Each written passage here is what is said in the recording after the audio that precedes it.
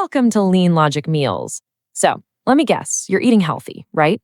You've got the salads, the chicken breasts, the brown rice, but the number on the scale just will not budge. You know, it's an incredibly common frustration. And in this explainer, we are going to break down the real science behind why that's happening. So let me ask you something and just be honest with yourself. Do you truly believe that to lose fat, you have to say goodbye to all the good stuff, sugar, rice, all the fats?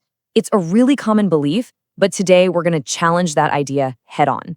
All right, if you're ready for some simple, effective strategies that actually work, go ahead and hit that like button, share this with a friend who's going through the struggle, and of course, subscribe to LeanLogic Meals. We do explainers on calorie deficits, high-protein meal prep, and even how to eat out and still hit your goals.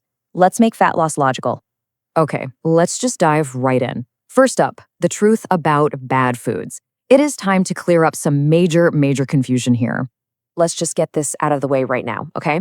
There is no such thing as a single bad food that magically stops you from losing fat. I mean, unless you're eating soap, no one food is the villain. The real story is, as it always is, a little more complicated than that. You know, what's so interesting is if you look back, the villain is always changing. Back in the 80s and 90s, fat was public enemy number one. Then in the 2000s, it was all about sugar. And more recently, carbs became the food everyone was afraid of. Do you see the pattern here? It's a trend, it's not a scientific absolute.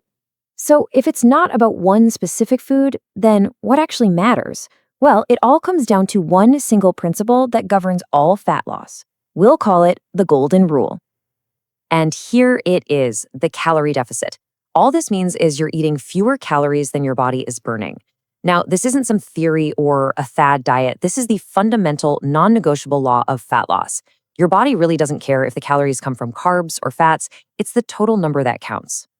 But, and this is a really crucial distinction, eating less is not the same thing as eating right. Just trying to white-knuckle your way through constant hunger, well, that's just a recipe for failure. The smart way, eating right, is all about strategically managing that hunger so you can stay in a deficit without feeling miserable. That is the absolute key to making it sustainable. Okay, so you might be thinking, if it's just a simple math problem, why is sticking to a diet so incredibly hard for so many of us? Why do we always seem to break? And that's a fantastic question.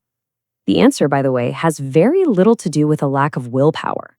It really comes down to this internal battle that's happening inside our own bodies, the constant fight between true physical hunger and those really powerful cravings. And you know what? Understanding this is a total game changer. This quote right here gets to the absolute core of the problem. Yeah, there's a fancy scientific name for it, but here's all you really need to know. The more delicious a food is, the more of it we want to eat. Our brains are literally wired to chase that reward, which makes it incredibly easy to blow past our calorie goals. I mean, think about it for a second. Have you ever been completely stuffed after a huge dinner, but somehow you still have room for dessert? That's this exact principle in action. These super tasty, hyper-palatable foods can literally hijack your brain and completely override your body's natural, hey, I'm full signals. So, how in the world do we fight back against our own biology? Well, not with willpower. We fight back with strategy. And this is what I like to call the max satiety strategy.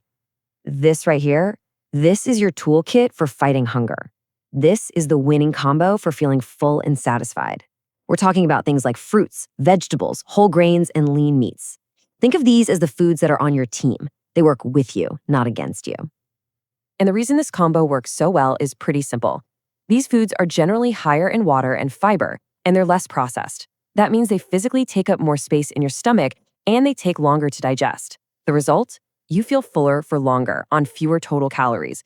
It is the ultimate hack for controlling your appetite. Okay, so this leads us to a really practical technique. We are not aiming for boring food here. We're just going to learn how to turn down the flavor intensity in a smart way. I want you to imagine a flavor dial on your meals.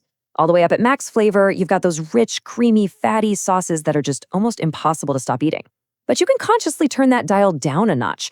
Maybe you go for a lighter tomato sauce instead. Or even further down, just using dry rubs and spices. The point is, you get to control the palatability. Let's make this super practical. Instead of those creamy mashed potatoes, try simple boiled potatoes. Research actually shows they're way more filling. Or swap out that white pot stuff for whole grains to get more fiber. And instead of those creamy dressings, try a simple vinaigrette to cut out hidden calories and just dial down that I can't stop eating this factor. These are really simple swaps you can start making today. And let me be perfectly clear about this. This is not a life sentence to eat bland, joyless food. Not at all. The goal is to find that sweet spot.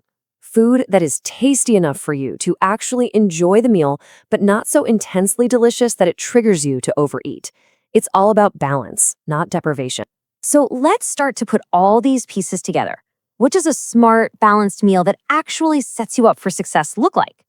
You know, success starts way before you even take your first bite. It starts with your environment, by preparing more of your own meals at home and just keeping those super tempting trigger foods out of sight. You make the right choice, the easy choice. You're not relying on willpower anymore. You're relying on a smart setup. And this right here is the core philosophy of LeanLogic Meals. Please stop chasing perfection. Chase sustainability. A decent plan that you can actually stick with for months is infinitely better than a perfect plan that you quit after 3 days. It's always progress over perfection. Always. So I'm going to leave you with this challenge. Think about that flavor dial we talked about. This week, just pick one meal. That's it, just one. How can you turn that knob down just a little bit? Maybe you swap a creamy sauce for a dry rub? Let that one small change be your first step. Thanks so much for watching.